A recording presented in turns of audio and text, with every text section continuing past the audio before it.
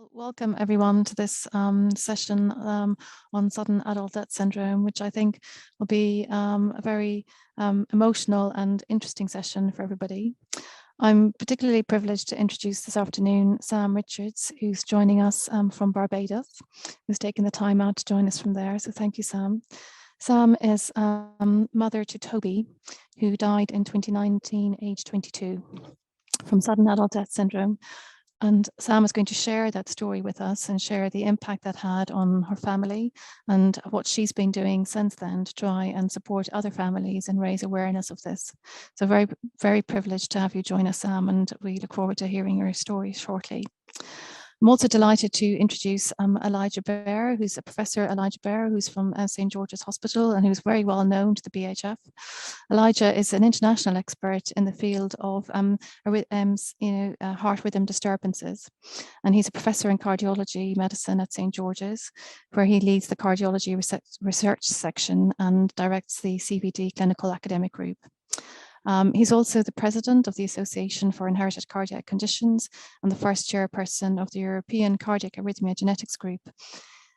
He does a vast amount of work in this area, and he's working very closely with the British Heart Foundation right now on a project that he's going to talk about, where we're trying to improve the service for people affected by sudden adult death syndrome.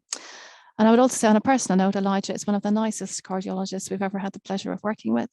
And I and the team who work very closely with him would say that in every conversation we have with him about his families, he's very family orientated all the time. Elijah's very, very focused on the experience of these families as they go through this very difficult time.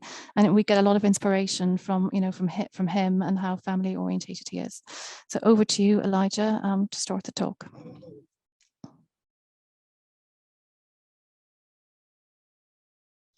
Thank you very much, Judy, and thank you, Sam, for joining, and thank you, Judy, for all that flattery. I appreciate the kind words. I'm going to just share my screen with you all so you can see my slides. And I'm delighted to talk to you today about unexplained sudden death, or sudden arrhythmic death syndrome. And this is an area that I've been involved in for many years at St. George's. And in fact, I've been involved in sudden death since 1999, as I'll show you at St. George's and in my research. But I wanted to put into context, first of all, what sudden death is before then going on to my involvement in the field and the sort of work that I've been doing with my colleagues in a very collaborative way. Sudden death means an unexpected death occurring in an individual that may be instantaneous. And when we say instantaneous, the great and the good have decided that that means within 1 hour of the onset of any obvious condition or symptoms, or alternatively, that somebody may have been alive and well, but then found 24 hours later unexpectedly deceased. And this is the sort of definition that's used to describe sudden death. And most sudden deaths that you may be aware of tend to affect older people, particularly people who have artery diseases affecting the heart, or conditions such as high blood pressure or diabetes. But there are a group of conditions that may be more genetic in their basis and affect younger people, and also a subgroup of those where the death may be unexplained, as you'll see. And when I say unexplained, I mean that at the time that a pathologist, a specialist who assesses somebody after they've died, does an autopsy or a post-mortem examination, they'll be looking at the person overall and trying to find out what the cause is, but they just can't find the cause. They've excluded episodes of bleeding or large clots affecting the circulation system that could have caused the sudden and unexpected death. And then they've looked at the heart to see if there was a problem in the heart, a clot in the heart, or a scar or damage to the wall of the heart that may explain a rhythm disturbance that could have caused that sudden death. But they still don't find that, and they describe the heart to be normal. And then they'll go on and do testing such as toxicological testing, and that means testing to make sure that there weren't any medications or drugs involved. And after all of that, it remains unexplained, and this term sudden arrhythmic death syndrome is applied, because there is a possibility of an underlying genetic arrhythmia problem that needs to be diagnosed. And I was first invited by my mentor, Professor Bill McKenna at St. George's, to do research in this area with him back in 1999. And I had my first exposure to unexplained sudden death and the implications of unexplained sudden death. I apologize for the noise in the background. When I came into contact with families who'd suffered these terrible bereavements, and these bereavements really impacted upon me, and impacted upon me not only because there was a spouse who had lost their, who may have lost their partner, or children who may have lost a parent, but also parents who have buried their child before their time, and the psychological impact on the family and the impact upon me as the doctor involved really motivated me to try and make a difference here. And I was also then brought into contact with charities such as Cardiac Risk in the Young, who are very important in this field, and the British Heart Foundation, also very important in this field. And both of these charities have supported my research and the research of my colleagues that I collaborate with into this area. And so I wanted to then just tell you a little bit more about this research. One area is pathology, so where we're studying the deaths after they've occurred, and then epidemiology, where we try and place those into context in the general population and try and understand how significant they may be as a cause of sudden death. And this was first addressed in a British Heart Foundation project called the Sudden Death Syndrome Study back in 1999, which is why Professor McKenna brought me into this field. And I also met then my long-term collaborator, Professor Mary Shepherd, back then, who was an esteemed and nationally recognized and internationally reputed pathologist in the field, and worked with her and other colleagues and identified very early on that there was a significant proportion of all sudden deaths in the survey of coroners and their pathologists. 4% remained unexplained despite the best efforts of these pathologists and the coroners teams. We then also looked at death certificates and how these deaths were certified, particularly in young people. And we realized that at least 400 deaths a year occur in the 1 to 35-year-old age group that could be termed SADS or described as SADS. And in fact, we do think the figure is a bit higher than that, unfortunately. We wanted to know a little bit more about how individuals with SADS presented, and many were male, the majority are male, around 2/3. Around 2/3 tend to die in their sleep or at rest rather than, say, and during exercise on the sports field. But despite that, obviously, the deaths and the events that occur in sports tended to get much more attention. But really, there is a different range of circumstances of death that are relevant to these people who've died suddenly and unexpectedly. And furthermore, very few of them had a warning sign that they were going to die suddenly. Very few had symptoms that would have said they were at risk. No collapses beforehand, and no particular heart symptoms that would have warned us. So that indicated a real challenge to try and understand how we're going to identify and prevent sudden deaths in the future. So we want to move on to understanding the causes, therefore, and we focus particularly on genetics as being the potential cause, partly for the reasons I explained to you before, that we suspected genetic disorders to begin with. And so we undertook family studies. We undertook a very simple, straightforward tests in the immediate relatives, that we call them first-degree relatives. That's parents, children, and brothers and sisters of the person who died suddenly. So the ECG, taking electrical tracings from the surface of the chest wall, so the skin surface, but that gives us a recording of the heart rhythm. The echocardiogram, which is an ultrasound scan to look at the structure of the heart, and then exercise ECG testing, where we look at the ECG, but then when somebody is doing exercise. So we look at the changes or the dynamics of the electrical behavior of the heart and any rhythm problems that are occurred. And we followed on from the SDS study by looking at the families of some of those people that we had identified as dying suddenly through that survey. And we were able to identify just by those simple tests that genetic electrical heart diseases were present in around, well, just over a fifth of the families that we were managed to see. And the conditions we found were predominantly disorders called long QT syndrome and Brugada syndrome.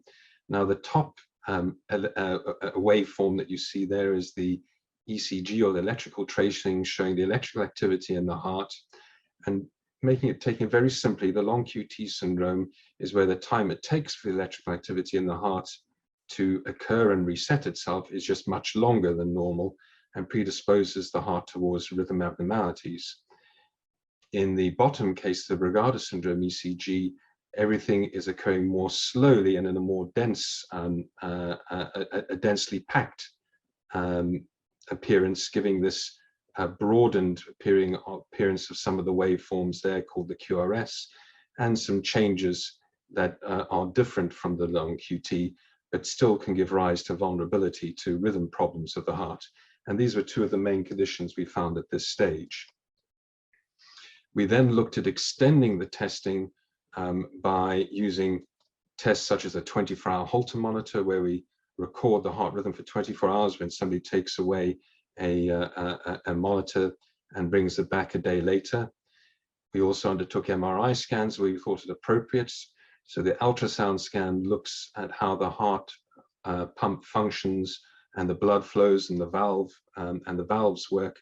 The MRI scan can tell us a little bit more about the quality of the heart, and that's a magnetic scan looking for evidence of scar in the wall of the heart that the ultrasound scan can't pick up. And we looked at testing with a special medication called ajmaline, which can bring out the signs of concealed or silent Brugada syndrome, where the ECG wasn't as apparent as the example I just showed you earlier.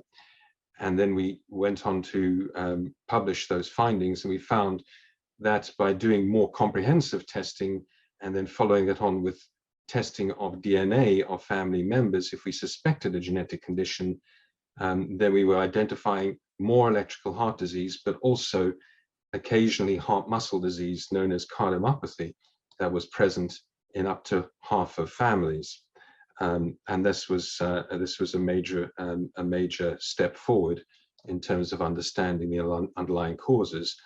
We also looked at how we should best manage children in families, because children may not always show the signs of disease that affect older individuals, and therefore how we should manage them. And we established that we can afford to be less aggressive in the testing that we use in adults in children, and therefore make their experience, at least of the medical system, less traumatic than it may have been in the past for some of them. We also then started to look more at whether genetic testing could be used in the person who's died suddenly by testing their DNA and seeing if that could make the diagnosis of the cause of death. And this was known as the molecular autopsy, another word for the post-mortem gene test. And we realized that just by doing this test alone, we could identify around 13% of cases as the cause of death in around 13% of cases without having to do any other tests. And this could immediately be useful in families and needed to be integrated into our processes. And indeed, a subset of the families who are involved in this much larger study, when we applied the use of a molecular autopsy, we actually managed to increase the yield significantly by 40%. So by using heart testing systematically and using the molecular autopsy, we were getting even better yields for our diagnoses, providing answers to relatives and also potentially identifying relatives who may be at risk for other sudden death. We also found that another condition was increasingly important, particularly in the younger age groups of deaths, called catecholinergic polymorphic VT, or CPVT for short. and that was more readily diagnosed by doing this molecular autopsy. We then expanded our studies further, and in fact reported on over 300 families who'd been through our center at St. George's undertaking this adrenaline test to look at Brugada syndrome. And we found that in fact Brugada syndrome was the most common diagnosis of all, accounting for just under a third of cases of sudden death throughout the age groups. And a very important finding, because we are also aware that many of the victims from families with Brugada syndrome had no warning signs whatsoever from any previous tests or from any previous symptoms, and that we therefore needed better understanding of what causes Brugada syndrome in order to prevent more sudden deaths.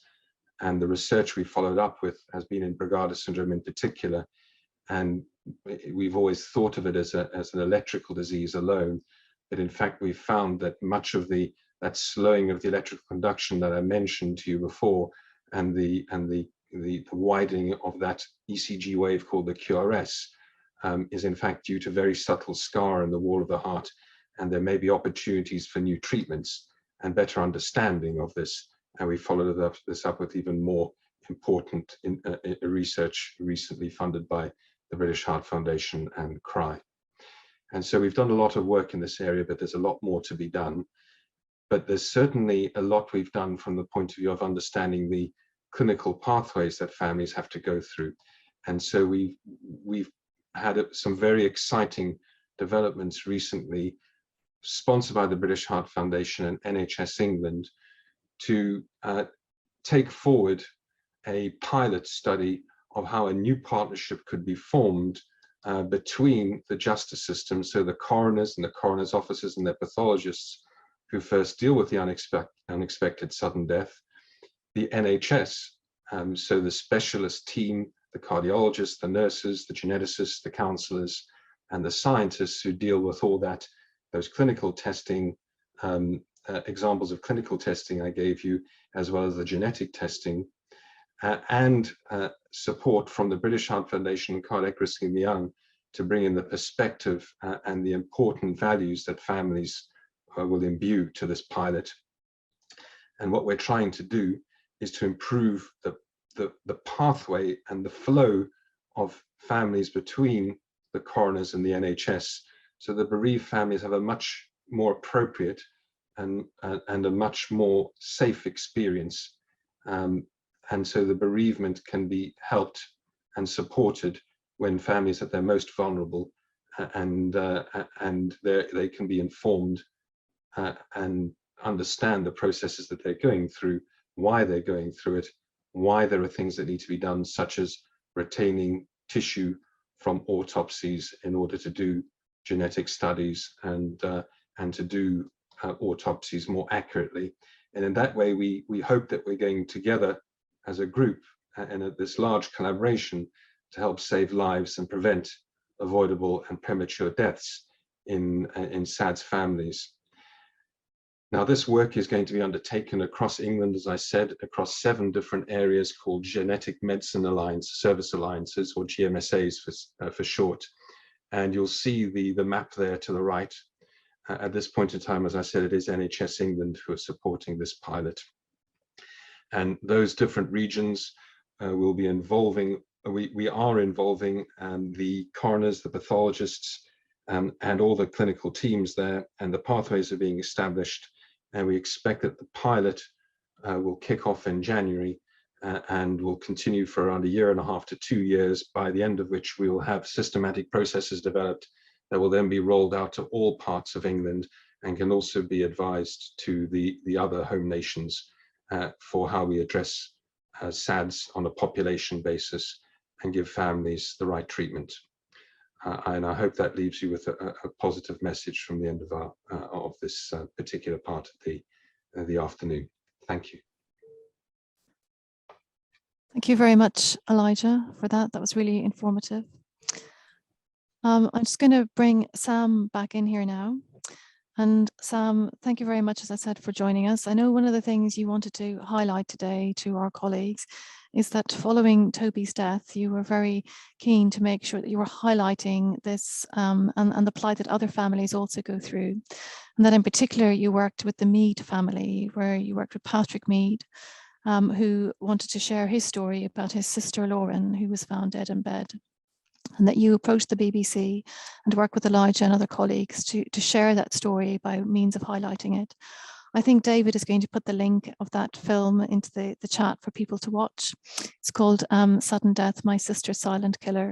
I know that several BHF colleagues have seen this already and have said that they found it really moving and very inspirational. And it's the reason why people come to work at the BHF every day. So I would strongly encourage people to watch it. So Sam, I'd like to hand over to you, and thank you very much for taking the time to speak to us today. Oh, thank you, Judy, and thank you, Elijah, for inviting me to be part of this session. And the news that you've just given at the end of your presentation, Elijah, is just absolutely fantastic and very exciting. And for families, not like ours, but families moving forward, so welcome. So I was asked to share my family's story at this session. And so, as Judy said, my son Toby, I had two sons, Toby and Johnny, and my son Toby died when he was 22 in the summer of 2019.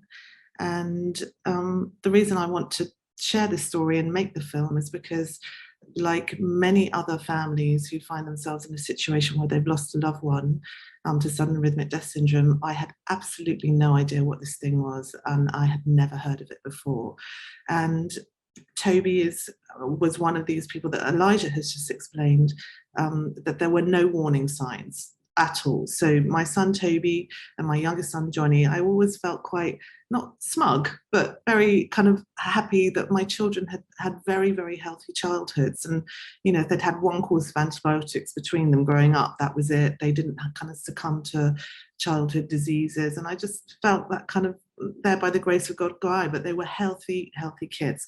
My son Toby had been working in my industry, television, as an assistant floor manager, really from the time he left school. But he was one of these kids, I guess like many kids, that he didn't know what he wanted to do, but he'd always been very kind of interested in all things military, and he wanted to join the army when he left school, and I was not having that, which is how he came to work in television. But as a young kid, he was in Air Training Corps. He, you know, when he left school, he went to Japan for a year and was a ski instructor. He was a paddy diver. He was somebody that, and he was a kind of brown belt jiu-jitsu, but all the sports that Toby had kind of undertaken during his kind of childhood and teenage years, they were not very cardio sports. You know, he was fit, but it wasn't kind of team sports, rugby, football, etc. Anyway, in the spring, or in the January of 2019, Toby announced to me and my husband that he wanted to join the Marines, and this is what he wanted to do. I wasn't very happy about it, but I thought, okay, we'll support him. And so this process, it's, you know, going through a kind of an intelligence test and various other things, and then, you know, then these kids, before they get invited to go down to what is a 32-week long training course at Lympton, they have to undertake an 8-week fitness test. And at the end of it, they have to demonstrate, I think it's like 80 push-ups, 80 pull-ups, a kind of 2K run, swim, and it's all joined up. But he was watching loads and loads of these videos that the Marines put out, which is like, they're not looking for the guy that stops at 80 pull-ups. They're not looking at the guy that stops at 80 sit-ups. You've just got to keep going. And Toby was one of these guys that once he'd made his mind up to do something, he went for it. And so he was training really, really, really hard. And, you know, he was still working in television, but he'd had a few days off. And it was just an ordinary Tuesday afternoon. And actually he'd had an injury, a knee injury from running. And so he was only doing the kind of pull-ups and the press-ups, but it was a day off. And I tried to get in touch with him on the phone in the morning, and I couldn't. He didn't reply, and then he didn't reply by lunchtime. And I said to my husband, I'm going to leave the office after lunch because I just had a weird feeling. And I went round to Tobe's flat and kind of let myself in downstairs. And as I was walking upstairs in the common parts, I opened a window and looked out the back because Tobe rode a motorbike and it was his beloved thing. And if his motorbike wasn't there, he wouldn't be there. And his motorbike was there and covered up. And so then I had this moment's hesitation of letting myself into his flat because, you know, he's 22 years old, it's his day off, you know, I'm his mother, maybe he's entertaining. Anyway, I let myself into his flat and walked through the hall into his bedroom, and I saw him lying on the floor next to his bed, and he had a towel over his head. And I knew immediately there was something wrong. And I lifted up the towel and Tobe's lips were black, and he was I'd never seen a dead body before, but Tobe was dead. And I couldn't obviously take any of this in. And I rang my husband, poor man, just screaming, saying, our son is dead. We live, you know, less than 5 minutes from Tobe. And I rang 911, and the lady was really nice, and I was explaining to her that my son was dead. And of course she was doing that whole kind of, is the patient breathing? And I was like, I know what I'm looking at, but they had to kind of do all of that. And my husband was there, and then I left the room, and then the police came, because of course, what is this kind of healthy young man doing dead on his bedroom floor? And this just all went on for hours.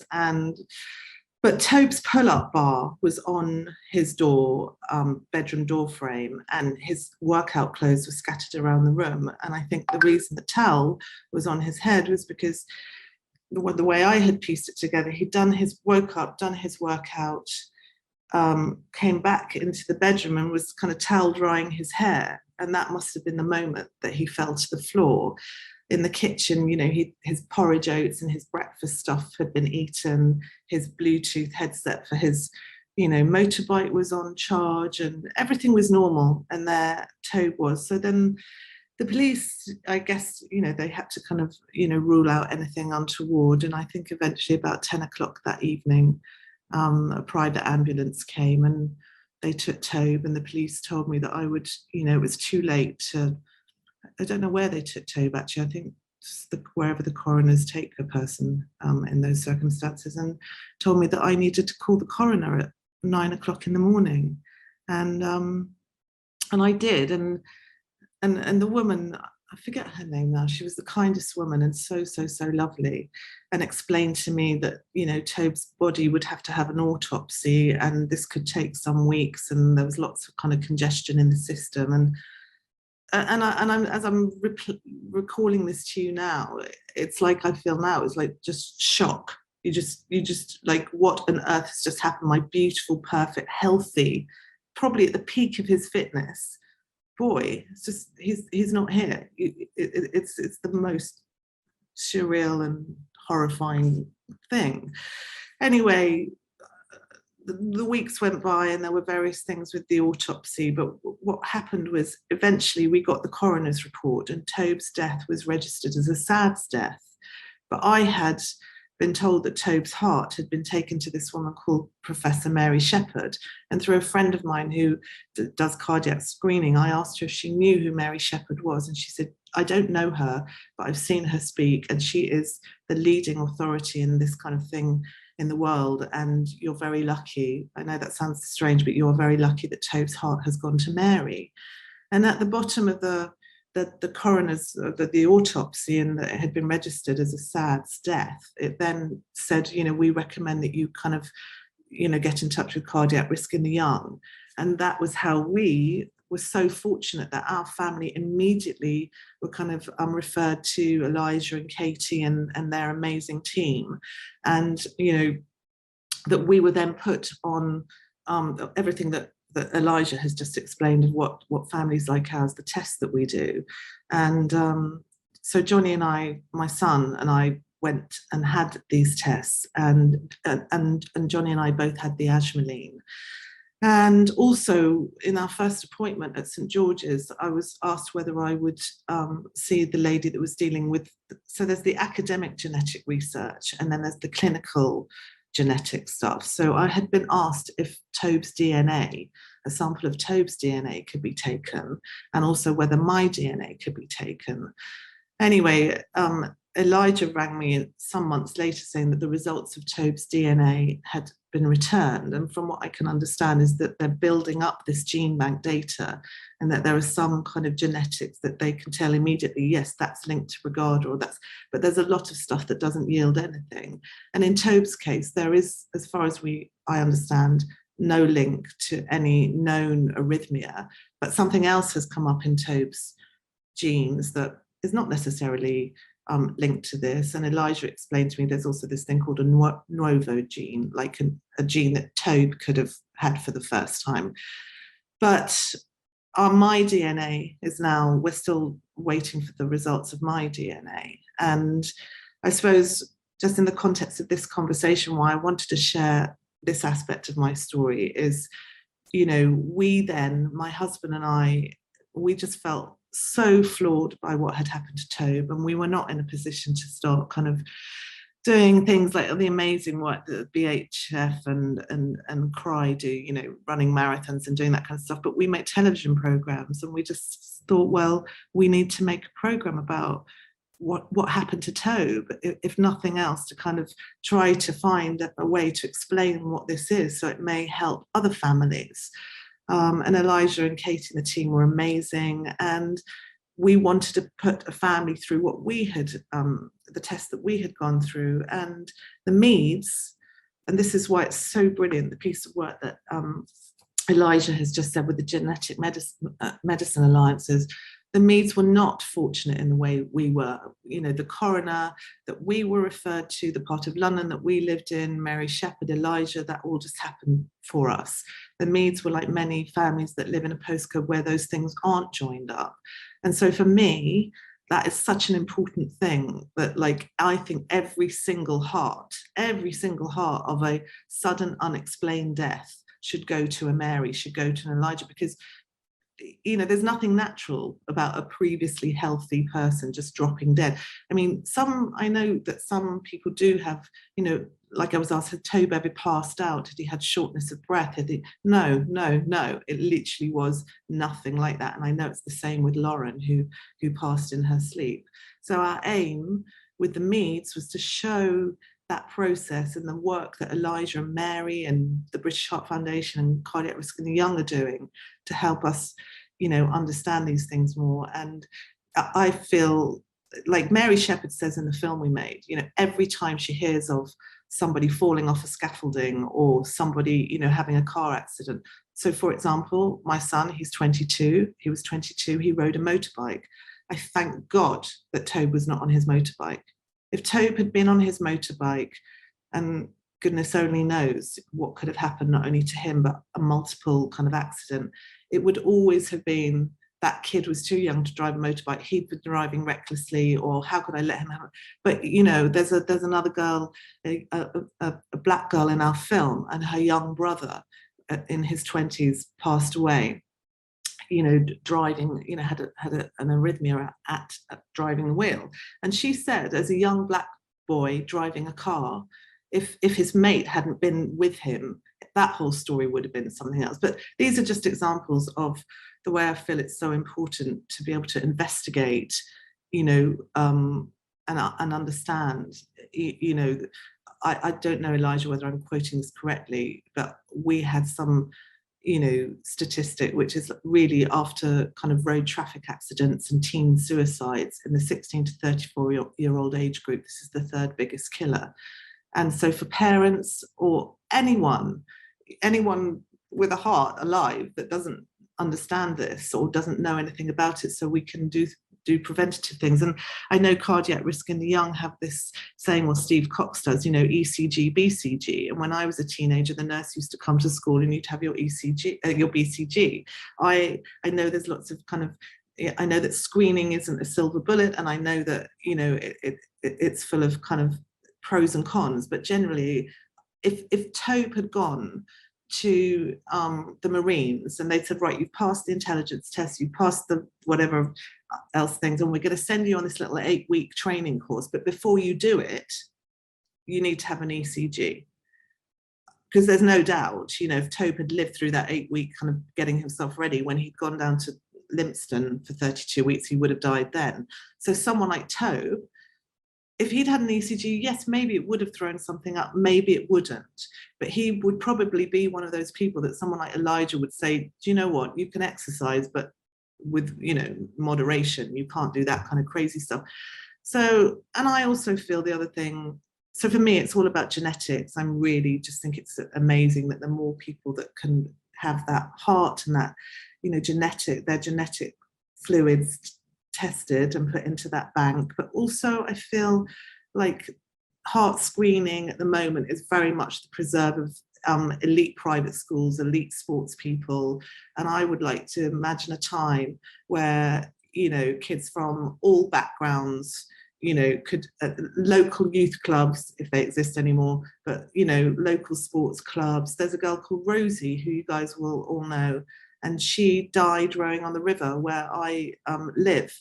And, those little, anybody who's involved in any kind of recreational sports, I think it would be so good to make a kind of affordable price point where schools, where people can be tested, because there's no doubt that if we can test more people, then more we will pick up more of these things. And meanwhile, I just feel so grateful, that Elijah and his team they're just amazing. They're incredible, the work they're doing. So I'm sorry if I've upset people telling the story about Tobe, but I feel like he was an incredible boy, and this is his legacy, and what, his life has to stand for something more than just dropping dead suddenly.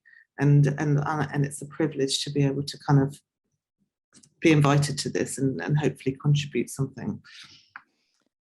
Thank you very much, Sam, and you certainly don't need to apologise. It was a very powerful story, and we feel very privileged to have heard it. Before I hand over to Leanne, I just want to take the liberty of asking a question or two myself. There's quite a few questions coming up for you, but I think you described that terrible day when you went to the apartment knowing in your heart that something wasn't quite right. And then suddenly the apartment is flooded with police and with ambulance people, etc. Did you then feel that you went from a period where there were so many people in the apartment when you were still trying to get your head around, like, what the hell just happened to my son, to then feeling abandoned? Were you kind of just left to find out with the coroner thereafter yourself? What kind of support did you get from the system in that period of time? Well, I felt, and again, I mean, it's maybe an anomaly, but I feel so guilty, I can't remember her name. The lady at the coroner's office was so kind. She was just amazing. Unfortunately, things did not go smoothly with Tobe's heart. There was a whole other aspect to it, that Tobe's heart was put in formaldehyde and put on a shelf, and they had whatever the stabilizing fluid is, they had run out of it. Right. And we were supposed to get this back. Anyway, Tobe's heart basically sat on a shelf without the stabilizing fluid in it. And she had to ring and tell me this. And the significance of this is that the heart would have deteriorated to the point where Mary would not have been able to tell, the structure of the heart. Fortunately, she could, but there was all this other stuff going on. But she was so, so, so lovely. And she was explaining to me that she was not, is it like the police? The coroners are a division of the police. That's right, yeah, the part of the justice system. You had to be from that background, but she was like a lay coroner.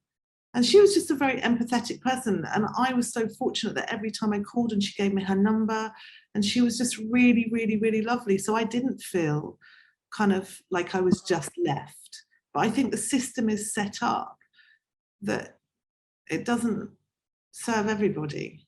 Yeah. I am somebody who, you can probably tell, I ask questions, I want answers, but I think the system needs to be, and hopefully what Elijah is doing, for families like the Meads, where you don't have to kind of be a certain person that can ask a question or push, that it's just like, there's now a pathway. So I think my experience is how it should be, notwithstanding that accident in the lab. And again, that was like human error. It's awful, awful thing, but it was just, and again, she handled that really. So I think my experience is what it should be. Yeah, it should be equitable, as you said. It shouldn't be down to how educated or assertive the individual is, particularly at that traumatic time.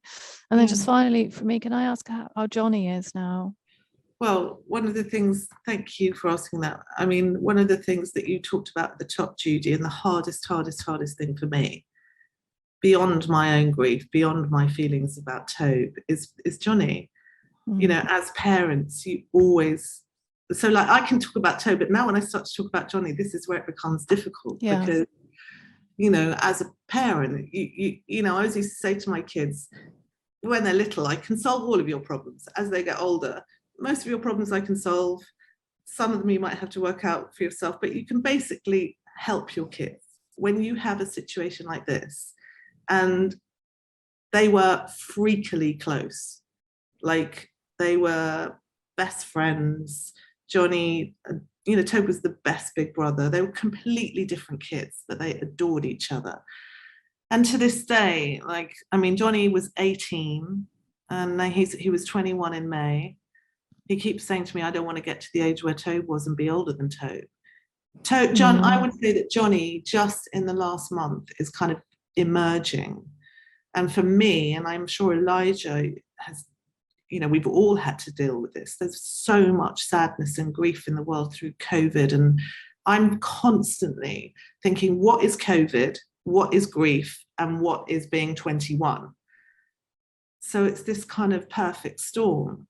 And all you can do is stand alongside them. But it's that, to me, is the hardest thing. And parenting, because I know there are things where I want to say, Johnny, for heaven's sake, pull yourself together, get on them. But I don't. So, like, I get things wrong in a way where I'm thinking, should I be tough with him on this, or should I? So it makes your instincts as a parent and things that, or just things like Tobe would say, for God's sake, Johnny, you know, don't do that. Mum said it. You know, Tobe was my kind of big, and also, so that's the hardest thing. Like, and watching Johnny struggle with his place in the family. Like, he liked being the little brother. So having to now be with cousins and family and everything, where before he used to go and sit and play PlayStation, be with the younger cousins, and Tobe would do that stuff. He's now expected in situations, and he hates doing it. And so it's grief is very confusing on a number of levels. But for me, it's being Johnny's mum and my surviving child that breaks my heart on a daily basis. I can work out what I feel about Tobe and everything, but I'm 55, he's 21. Just like, it sucks. But then maybe, like, we all have our path and our stories, and it's part of Johnny's story. And the good part of it is that they were so close, and he was 18 and Tobe was 22, and they've got that, and no one can ever take that away from him, and they'll always have that relationship. So it's not, that's the hardest part for me. Sam, I just can't imagine what you're going through, and I'm sure that every parent listening is probably just in tears listening. Sorry. So no, not at all. I don't mean like that. I think your story is very powerful, and I think it's incredibly motivating. And I think for anyone who wonders why we come to work every day, this is why we come to work at the BHF every day. I'm going to hand over to Leanne, who's going to call out some of the questions that are in the put forward already. Thanks, Judy. And yeah, I just wanted to say thank you to Sam as well for sharing that powerful story with us. Thanks for doing that. We have had a number of questions come in through the Q&A function. We have some for you, Elijah. And one of the first ones is about, how do you get SADS? So how do people get this condition? Okay, well, SADS, as you've probably maybe realized a bit from what I already presented, is an umbrella term. So it does cover a range of conditions, and I would say that for certain we know that about 40 or maybe 50% of these of the causes of SADS are genetic. So you have either inherited them from your parents, or as Sam was mentioning, one could develop them as the first incidence or the first finding of genetic heart problems in a family, and that's called de novo or sporadic disease. The other 50% of it may still be genetic in its basis, but just not the same, not the way we currently can interpret genetics, in that we understand variations in genes that can cause really severe and have very severe effects on the heart and have a very strong risk for sudden death. But we don't necessarily understand when people may not have those, but may have combinations of less severe and less rare variants, but combined together have the same risk in certain circumstances. And so we don't really understand that area yet. That's part of our research at the moment. And then there's a possibility as well, of course, that they may not be down to a heart-related cause or a genetic cause. And that again is still subject to research. We do wonder in a small subgroup whether that may be related to neurological problems such as unexplained or unexpected epilepsy. So there are a range of causes, but most of them we think you may be born with a risk for them, but often the circumstances are the potential triggers. Thanks, Elijah. And we have another question, and you may have answered some bits of this already, but is there any way of knowing in advance those people who are more likely to suffer from SEDS, and thus having high blood pressure contribute to that likelihood? Well, we know that high blood pressure does increase the risk of heart problems anyway, and may increase the risk of having coronary artery disease and having damage to the heart that could predispose towards rhythm problems that could cause cardiac arrest and sudden death. So on its own, high blood pressure can be a risk. In terms of its relationship with SADS, we would probably expect to see those sorts of findings at an autopsy, the post-mortem examination, if high blood pressure was the cause of a sudden death. So I think in terms of how high blood pressure can interact with or cause SADS, we probably don't think there's a relationship there. In terms of the other part of the question, how we can identify people at risk, well, this is a struggle. As I said before, only a minority of people would have had symptoms beforehand. A small proportion would have had blackouts, and a small proportion would have had palpitations associated with dizziness. Taking those seriously and GPs investigating those is one way to try and identify somebody at risk, but it's only going to identify a small proportion, and that requires a lot of education. We did find, for example, in one of our studies that condition, CPVT, that affected younger children, often they were misdiagnosed as having seizures rather than having a heart condition. And so it does mean that some education understanding is necessary to make sure that that young people who present with warning symptoms are also given a cardiac workup as well as a neurological workup. So that's one particular aspect of it. Then if there's a family history already of inherited heart disease or a family history of other premature sudden deaths, that may immediately highlight a risk, and family members of people in that circumstance should also be evaluated in the sort of clinical service that we provide. So if you already know there's a family history, that's important. But as I said, in the majority of cases, there isn't that warning symptom or that warning family history. And that's an area of ongoing research, is how we can best screen for that. Sam has mentioned the possibility of ECG screening, and there are also studies going forward into how things like newborn genetic screening may be able to prevent risk in the future. But these are all areas of ongoing research that may eventually translate into really effective preventative measures for the population. Thanks, Elijah. Another question is it possible to break the cycle in inherited heart conditions by simply removing the gene? It's a valid question, isn't it? Yeah, it's a potentially exciting area in genomic technologies. It's called gene editing, where you may be able to remove the genetic problem from somebody unfortunately, gene therapies at this point in time there is a limit to how they can be researched at the moment because of some of the ethical implications of editing the genetic code in humans. But also the technical aspects are very challenging. How do you do that in such a way as you just select very specific areas that won't damage the rest of the body and will only affect the heart? So it's an area of ongoing research, and I think we will potentially get there eventually. One way of prevention is something called prenatal genetic diagnostics, where families where we know there's a severe mutation present can have IVF undertaken, in vitro fertilization, so meaning that embryos can be selected that don't carry the mutation, and therefore they can have children who are not going to be affected by the genetic disease in the future. But that's our main strategy at the moment for preventing very high-risk conditions being passed on to children from parents who are worried about doing so. Thanks. And then one last question for you, Elijah, before we move on to some questions for Sam. Does SADS ever affect older people, or is it particularly applicable to the young?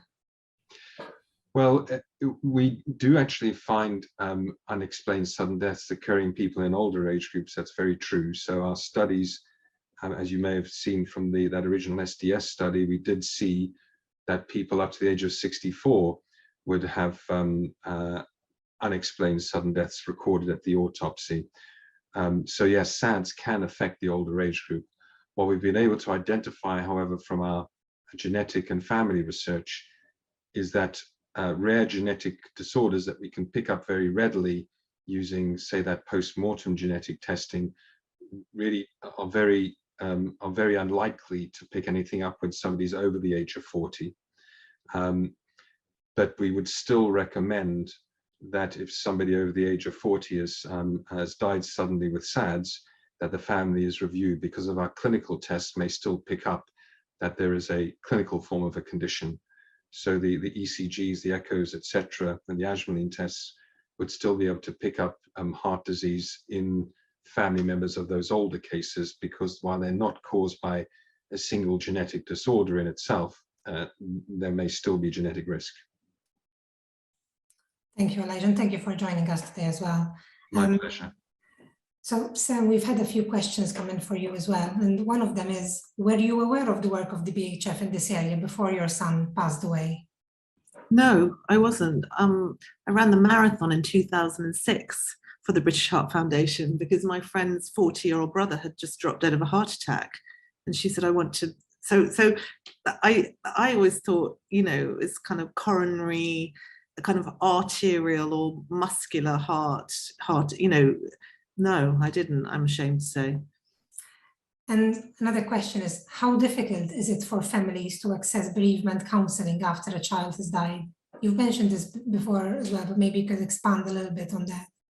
Well, again, because I was fortunate enough to be, the pathway to cry, the first thing that they offer you is bereavement counselling for yourself and for your sibling, and they train people who I think are very often, have experienced a sad death in their family. So for example, I was offered to have a conversation, a mother with a mother. If Johnny wanted to, he could have a son with a son. So that was like explicit and offered to me. But again, it's definitely not the case for most people.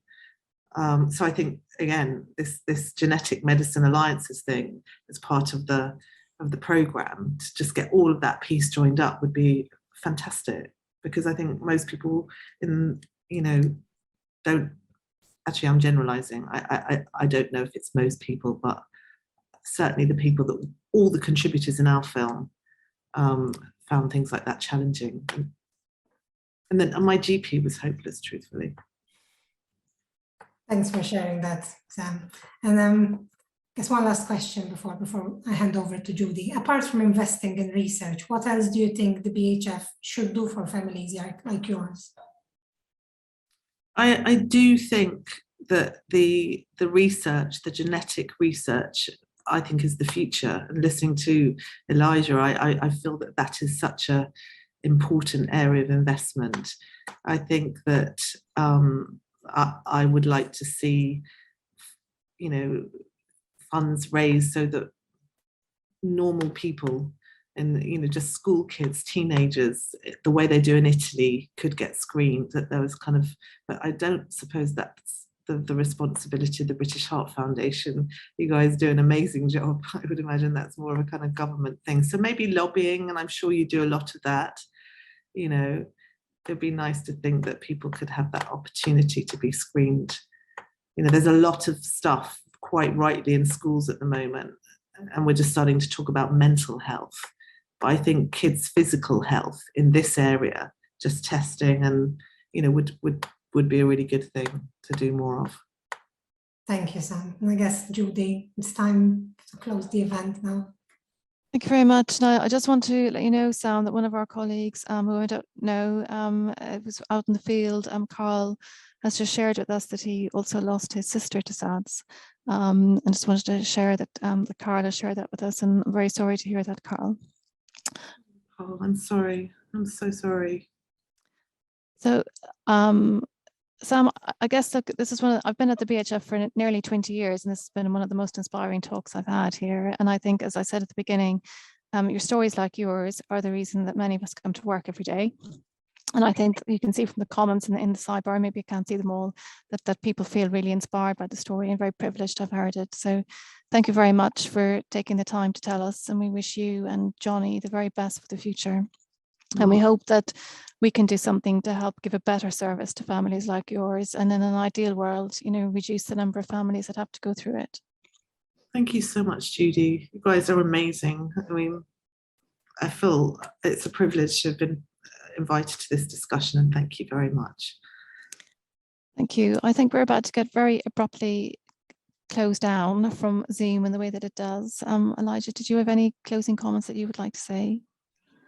No, I wanted to thank Sam again for joining us today, but I also want to thank you, Judy, because others may not be aware, but you are leading the BHF's role in the pilot for the NHS and for the coronial services, and the BHF are doing a sterling job with you at the helm. So indeed, I think the BHF and CRY together will hopefully deliver this for families in a really sustainable way for the future. So it's a real pleasure to work with you as well, Judy. And one of the best projects that I would say that I've had the privilege of working on in the entire time that I've been at BHF. It's very tangible, and, you know, every day I and the team feel, you know, inspired by the need to do it. And, you know, really, I can say that we've met a lot of coroners as well, Sam, and coroners officers who are really keen to try and improve the service as well. I want to say that to Carl as well, that we are working with some amazing coroners and pathologists who are very aware of the challenges that families like you experience at that traumatic time. And there's a huge willingness to try to make it better for people, so that when you do have that massive trauma, that at least the system is set up to try and make, you know, those first days and weeks, you know, when you're trying to find out what's going on, to try and make that a better service. So we'll try and end on that, and thank you very much for your time today, everyone, and hope to see you again, Sam. Thank you so much, Judy, and thank you, Elijah, and thank you, everybody. Okay. Thank you. Take care. Take care, everyone. Thanks. Bye-bye.